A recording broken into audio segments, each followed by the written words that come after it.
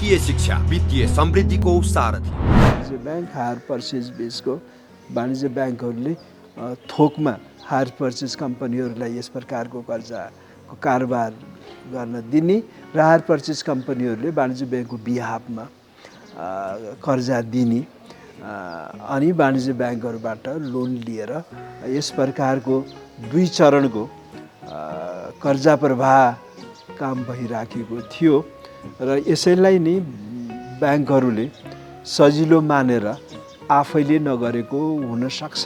जग्गा जमिनको दर्ता भए झै धितो कायम भए झै यो चल सम्पत्ति पनि एउटा सेक्योर्ड किसिमको सुरक्षित किसिमको दर्ता हुने प्रक्रिया छ।